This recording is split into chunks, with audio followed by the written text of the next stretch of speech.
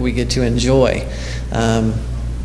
And so in many ways, the work that her and her colleagues are doing represents us as those that adhere to historic Baptist values.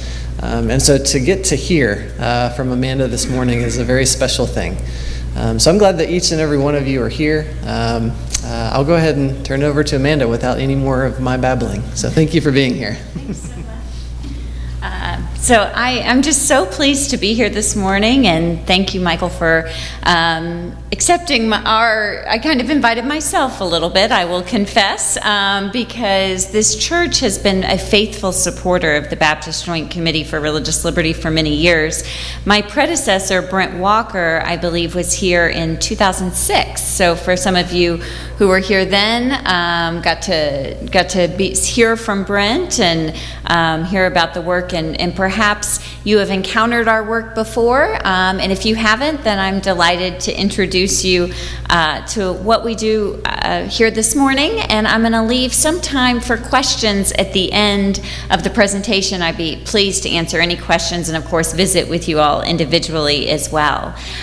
So I'm going to turn around just to start with kind of why we do what we do. This is the mission of the Baptist Joint Committee: to defend and extend God-given religious liberty for all, furthering the Baptist heritage that champions the principle that religion must be freely exercised, neither advanced nor inhibited by government.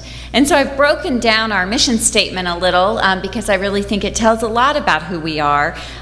We talk about God-given religious liberty. We come at this from an unabashedly religious perspective, that we believe freedom is a gift of God, and that we are tasked with protecting that freedom.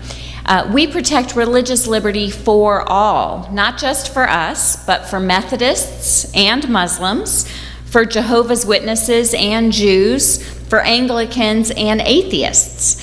And we do this all from our Baptist perspective. And in doing so, we carry on a centuries-long tradition of Baptists standing up for religious liberty for all people.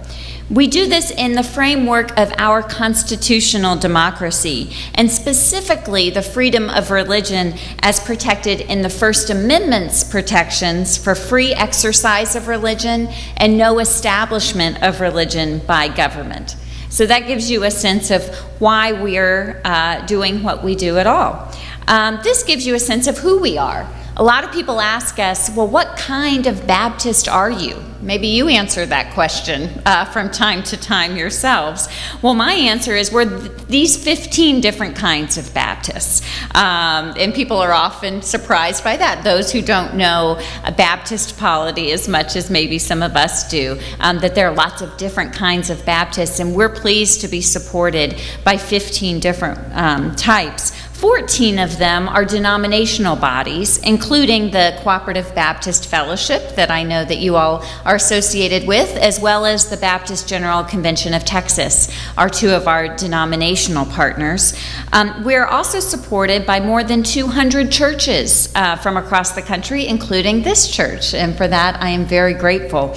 And we are also supported by more than 1,000 individuals each year, and those individuals have representation on our board of directors through the Religious Liberty Council.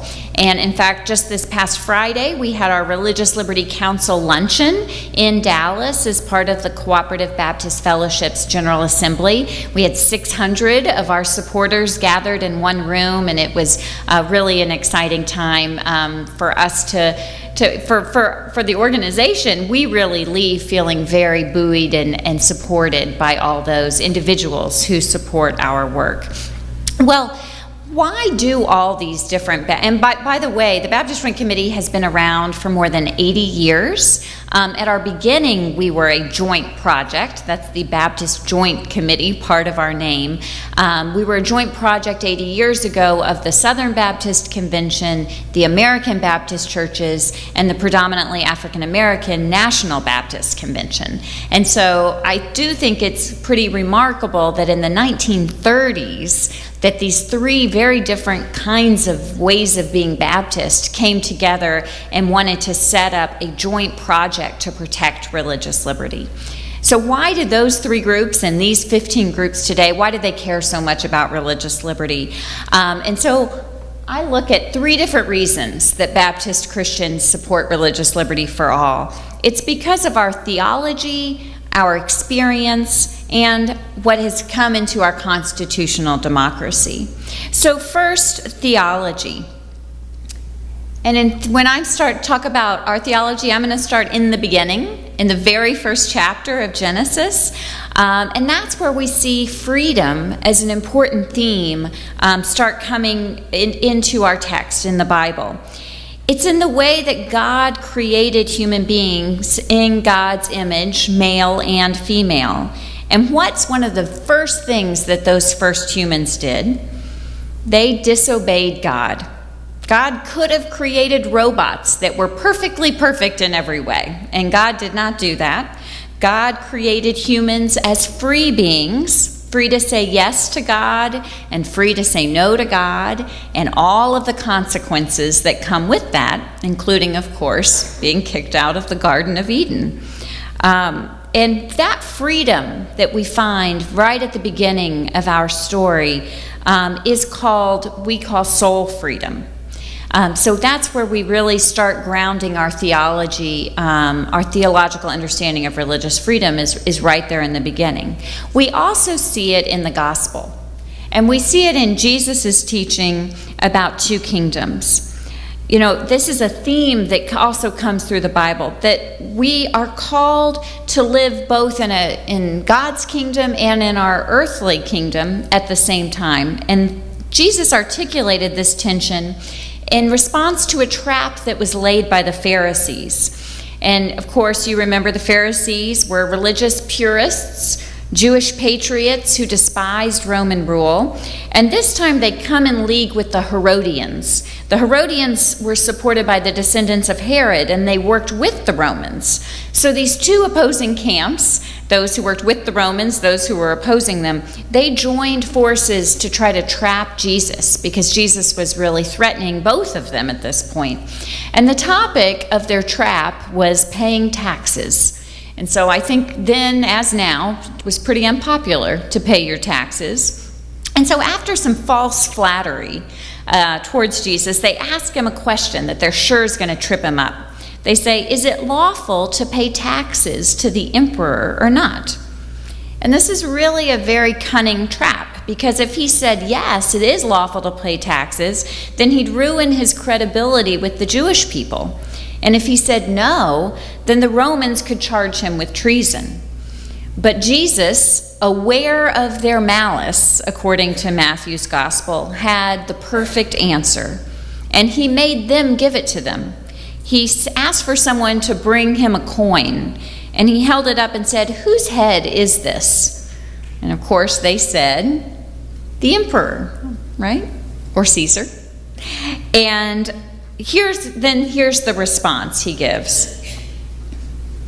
"Give therefore to the emperor the things that are the emperor's, and to God the things that are God's."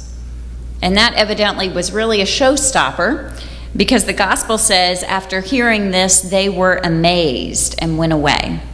We know they didn't stay away for long, but this message really struck home for him. So, of course, Jesus' answer here is more than just an answer to the question of a tax obligation. It gets to the heart of the tension we find ourselves in even today, that we are citizens of two kingdoms, earthly, ruled by our government, and God's kingdom, which claims a higher citizenship. And so we're called to work out our allegiances to both, and what to render to which one. And so an institutional church that's beholden to an institutional state doesn't really work with this vision of a two-kingdom philosophy. And so we see, rooted in the words of Jesus, the need for a separation between an institutional church and an institutional state. And so here I'm going to fast forward us from Genesis and Jesus and go to the early 17th century. And that's when in England, and that's really at the beginning of the Baptist movement, and Baptists were really just in their infancy then, and from our beginnings, were really a persecuted minority. And I'm going to talk a little bit more about some of these specifics during the sermon today. But our early founders, including Thomas Helwys in England, were persecuted for their beliefs of soul freedom. Roger Williams he really was a lifelong seeker. But he spent some time as a Baptist and founded the first Baptist church in America. He was kicked out of Massachusetts Bay Colony for defending soul freedom, and he was really passionate in his defense of religious freedom for all. And then in the colonies, Baptists found themselves as minorities in nearly every community that they were in. And they were also out of step with the established church in whatever colony they happened to be in. Buddy Sheridan is a Baptist historian, and in one of his writings, he said, "If you ever write an historical essay on early Baptist life in either England or the American colonies, a good place to start your research is in the records of court proceedings, search warrants, and prison records." I think that this is something that either some of us might not have ever learned or maybe can easily forget now that we're in a more privileged place in our current society, but how Baptists were kind of outlaws, literally, and spent time in prison for their beliefs, even in early America.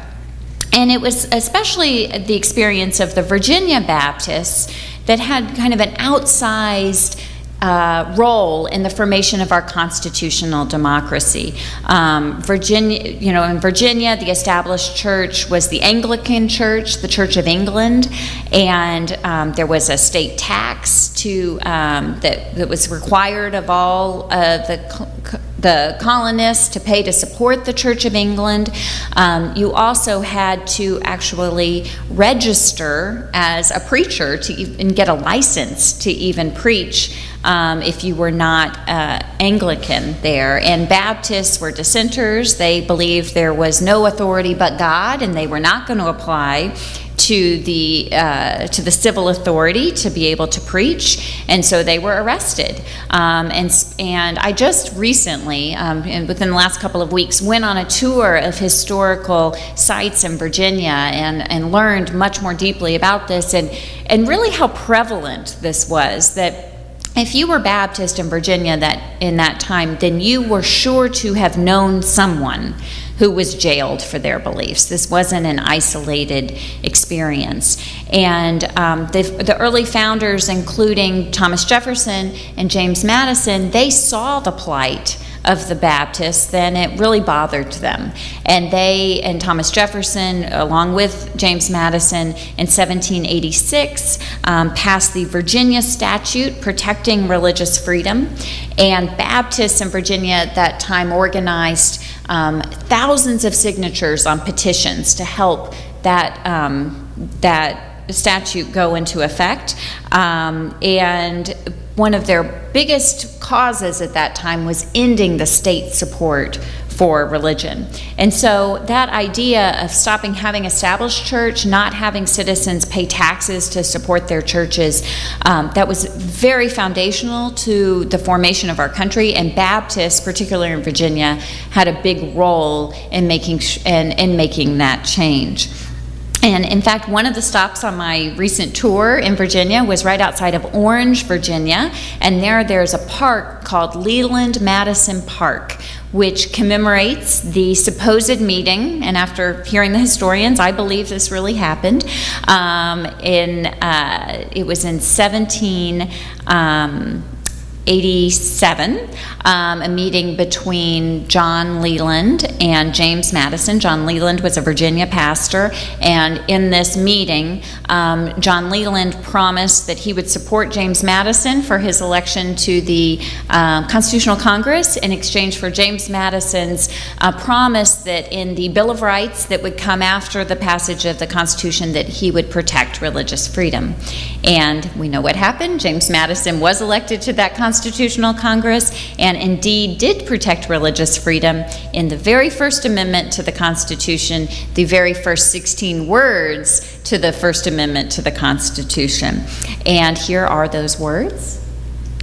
16 words. Congress shall make no law respecting an establishment of religion or prohibiting the free exercise thereof. And many of us have heard these before. I think it's important to emphasize there are two clauses here, what we call the No Establishment Clause and the Free Exercise Clause. And it's these dual protections that government will neither promote nor prohibit religion and its practice that provide robust religious freedom in our country. And it's these words that we at the Baptist Joint Committee have committed to defending and helping explain in various ways. And so here are the 4 areas of our work. And I'll go through a little bit of what we do in Washington in all these 4 areas.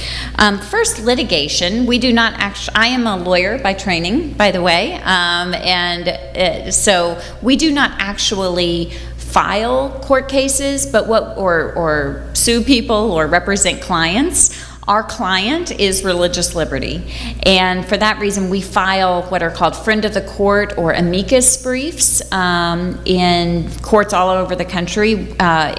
We have filed in almost every church-state case that has come up in the United States Supreme Court since 1947. There are 2 other lawyers on our staff that are tasked primarily with looking at cases as they come up and deciding how we're going to be involved, and then actually either drafting and writing the court briefs ourselves, or working often in coalition with other groups and filing jointly in those cases. We also do advocacy before Congress, legislative advocacy. Most of our work is before Congress. I'm going to talk a little bit about one of those big issues that we're working on now, but we also sometimes get involved on the state level as well. Mobilization is our newest area of focus, and that's where we can equip our supporters to be advocates for religious liberty in your own communities. And so I hope that the sign-up sheet is still making its way around and that you'll sign up. Great, thank you, because we are updating our emails, our database and email system right now so that we're better able to understand what issues are most important to you, and then we can get you information when things are coming up, and either how to contact your member of Congress, or if there's an issue in your local community, that we can help get you what you need to feel confident in your own advocacy on these issues. And I think one of the biggest areas of our work is really education. And of course, that's kind of what we're doing here today. Bringing the BJC to you is what we call it, where I spend a lot of my time going to churches and doing some educational sessions like this. We also bring groups to our Center for Religious Liberty. We're located on Capitol Hill in Washington, D.C., right behind the Supreme Court. And so as groups of all ages come to Washington, we welcome them in and have informational sessions in our offices as well. Also, when you sign up today, if you give us your address, we can add you to our mailing list for a report from the Capitol. I don't know, does anyone here already receive Report from the Capitol magazine? Michael does? Great. Oh, yes, a few. So wonderful. So we put this out 6 times a year, and it includes commentary both from those of us who work at BJC, but also from others about church-state issues, and free of charge. We'd love to add you to our mailing list for Report from the Capitol. We also are on our website, also has our most recent up-to-date information, and we have a blog where we have a BJC blogger who writes on issues several times a week, and that's often the way that we can get information out most quickly. We have an internship program where we have 2 students come and intern with us every academic semester. I am a product of our internship program. I was an intern in our offices back in the late 90s, and this has been going on since the early 80s, I believe, is when we started our internship program. It's a great way. So if you know of students that might be interested in our work, please send them our way. We have a fellows program where it's really people who are early in their careers. We welcome them. It's a competitive program. We accept 10 people a year, and we do an educational seminar in Colonial Williamsburg where we talk in depth about our issues, and then we're really training them to be our frontline advocates for religious liberty in their communities and their spheres of influence. We're welcoming our 4th group of fellows in July to Colonial Williamsburg, and it was their work that we really highlighted at this year's Religious Liberty Council luncheon.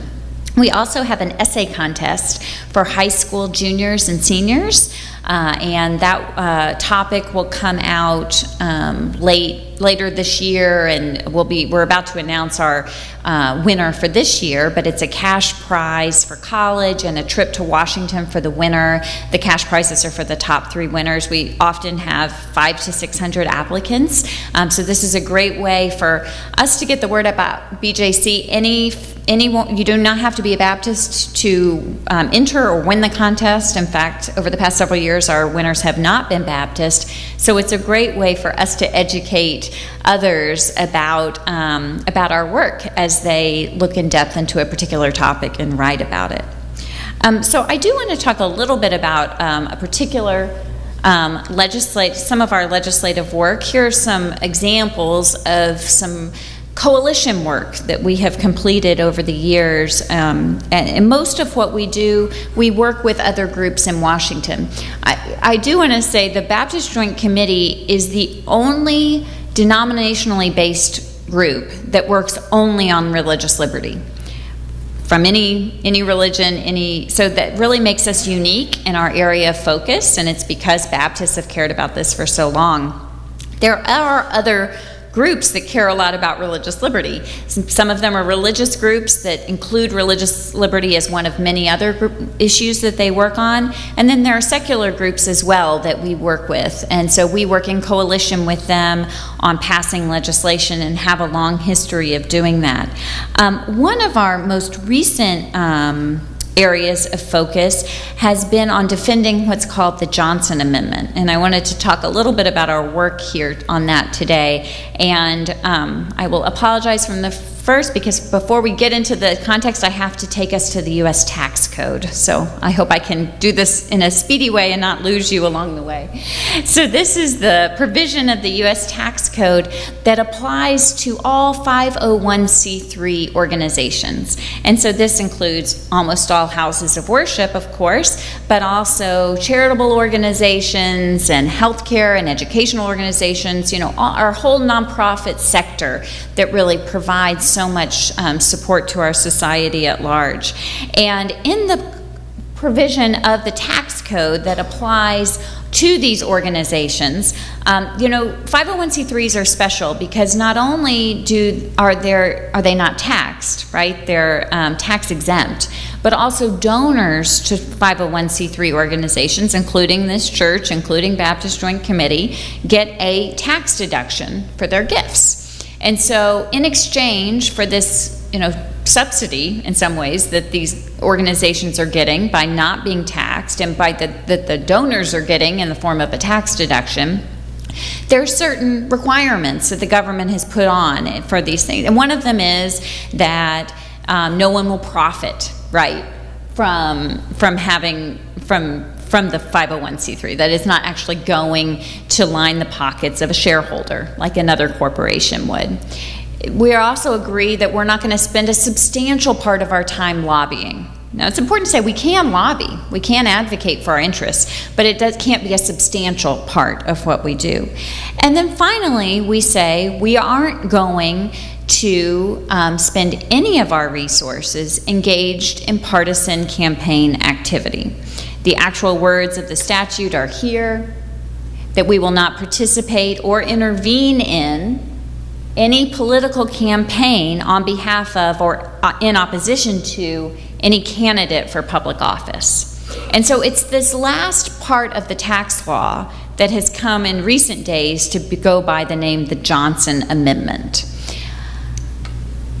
I want to leave you with a couple of other things about the Johnson Amendment. First, it applies to a broad swath of organizations. It's not just churches. It's it's anyone who has this special tax status. So most of your, charitable organizations doing good work, like the Red Cross, most of your educational institutions, like TCU, so most of your hospitals, scientific organizations. It's a big area of our society. It's been in the law for more than 60 years. The reason it's called the Johnson Amendment by some is it was offered by then Senate Minority Leader Lyndon Baines Johnson. But it was approved by a Republican Senate, a Republican House, and a Republican President at the time. It was passed without any kind of controversy, and it's remained law since 1954, and it was even strengthened back in 1987 when there was a Republican Senate, Republican President, and a Democratic House. So it's been bipartisan and non-controversial. And I think it's also important to note, as far as it applies to houses of worship, I mentioned almost all houses of worship are 501c3s. And that's because, unlike other organizations that actually have to apply for nonprofit status, houses of worship are presumed to be religious in character, so you don't actually have to apply to be a 501c3. You automatically get it.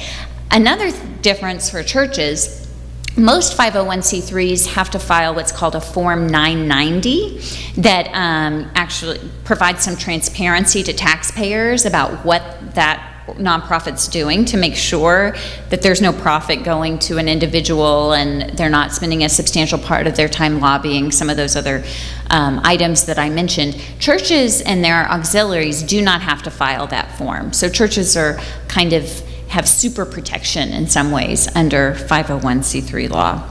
Well, over the past year, this provision of the tax code that's come to be called the Johnson Amendment has really been under attack by the administration and by some in Congress. And the Baptist Joint Committee has been a leader in defending the current law that says that we won't have campaign activity in our 501c3 sector. And we've really been a leader specifically in organizing the faith community that has some pretty profound concerns about changing the law. And the reason that we're doing this, we think that changing the Johnson Amendment is unnecessary, unwanted, and unwise. But other than that, we think it's a great idea. But for these reasons, that's why we've really taken a strong stand on this. I'll start with unnecessary. One is that all the things that churches and pastors can do under current law without any kind of risk to their tax-exempt status. One is political speech on issues from the pulpit. So I think it's important here to talk about the difference between being political and being partisan. And so, I know that many churches feel that in some ways Jesus is very political, right? He had a lot to say about what was going on in his society at the time that has a lot to say about what's going on in our society. And there's nothing in the Johnson Amendment that prohibits partisan campaign endorsements for people getting into political issues, no matter how controversial. And so that is definitely protected. Also, churches can engage in nonpartisan campaign activity. So these are things like registering voters, getting out the vote, passing out nonpartisan literature to educate people on candidates and what stances they're taking on issues. All of these things would not run afoul of the tax law. And finally, pastors in their personal capacity can engage in partisan campaign activity, even running for office themselves. And whether they want to do that or whether that's a good idea, that's another question. But there's nothing in the tax law that prohibits that. But what's really unwanted is actually making partisan campaign endorsements with the resources of the church. And this slide just shows how large majorities of churchgoers and clergy are opposed to partisan campaign endorsements in the church. And these are not,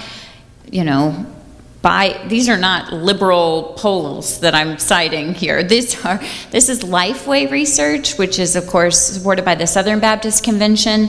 They put out a poll in 2016, and 80% of those polled were opposed to campaign endorsements in the church. The National Association of Evangelicals put out a poll last year of their leaders, and 90% of the evangelical leaders were opposed to partisan campaign endorsements. And so regardless of religion, and we also have other polls that go into how people vote.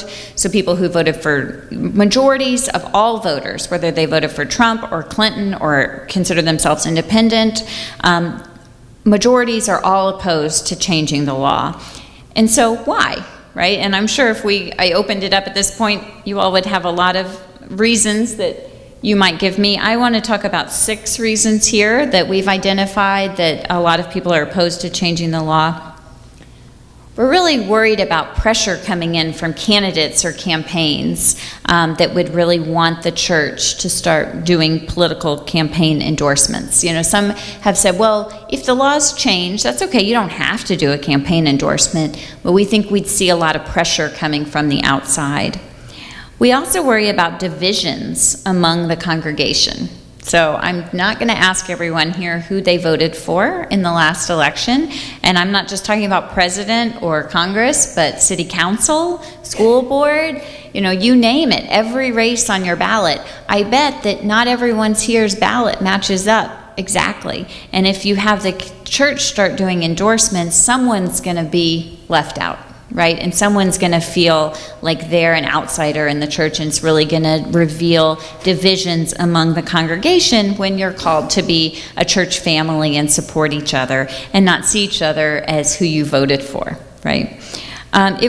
We also worry about it risking the independence of the church, that we talked about not having an institutional church beholden to an institutional state, but when a church starts saying, I'm for this person, we're starting to see a lack of independence from the church, and one that's more dependent on the state and more tied closely with a particular person or party in office.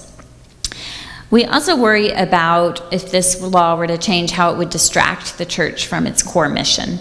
Right, that the church is not a political action committee, but changing the law would make it look more like one. These last 2 are kind of flip sides. I think we could see one of 2 things if the law were to change.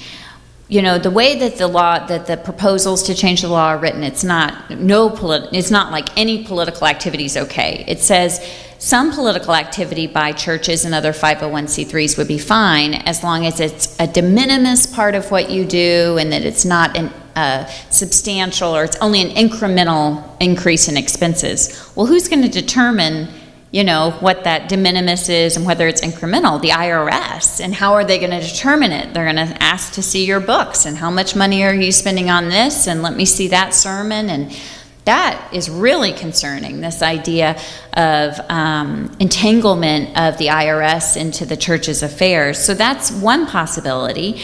The flip side is if the IRS really isn't going to be involved and it's going to take a hands-off approach, then we would see billions of dollars of campaign activity start being funneled through the sector.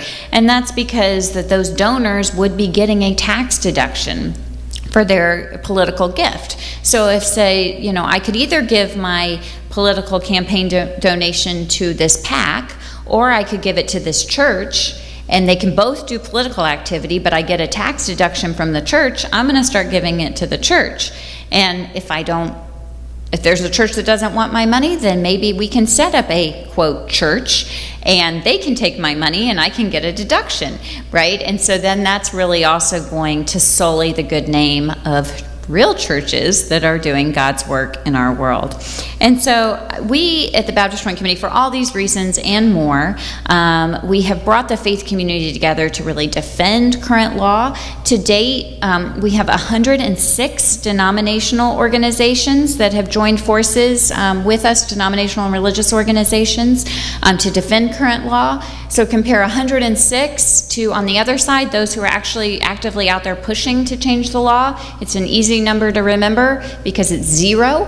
And I think that's really telling, that there are, of course, some denominations that haven't taken a formal position or are kind of somewhere in the middle, but there are none that are really pushing to change the law. And I think it's because those of us who are involved in faith communities know how deeply destructive this would be to change in this way.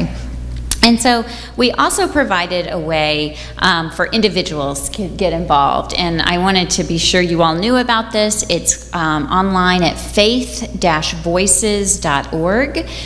To date, we've had more than 4,500 people sign up online for this petition, and I would invite all of you to join us on this. It's an interfaith effort, and it's for faith leaders, both clergy and lay. And of course, we in our tradition know that laity are just as much leaders in our tradition as our clergy are. So I hope that you might join us at faith-voices.org on this.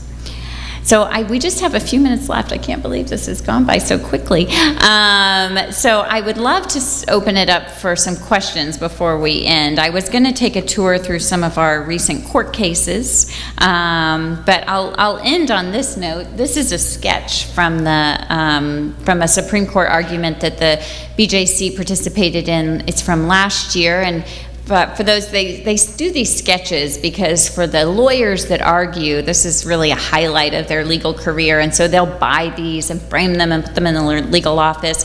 I did not buy and frame this picture, but I will note that the back of my head is featured, the third head from the left there, because this was the day that I was sworn into the Supreme Court bar, and I like to use this just to say that sometimes we have a front row seat at the Supreme Court, and we're often in the court on argument days and watching carefully what's going on. So I wanted to note that before we finished here. So I am mindful of the time, so I wanted to open it up, see if there were any questions. Yes. Yeah. So the question was litigation on ministerial housing allowance. So there is a case that is working its way up through the system. At this point, there was a decision from this is something that has been challenged over the years. It's a possible violation of the Establishment Clause. And there was a judge in Wisconsin recently who ruled that that the ministerial housing allowance did violate the Establishment Clause. That case has been appealed to the next court up, and we did not file in the appellate on that level. Several did, including a lot of the benefit boards, and so we're watching the case closely. I will note that the district court, another trial judge, had also ruled it unconstitutional before, and that decision had been overturned when it got to the next level. So we're watching to see if we see that happen again, or if they uphold it, will it work its way up to the Supreme Court? Because at this point, it doesn't apply across the country, but we're following it, we're watching closely, and we'll see if it gets to the Supreme Court and how we'll be involved there. Sure.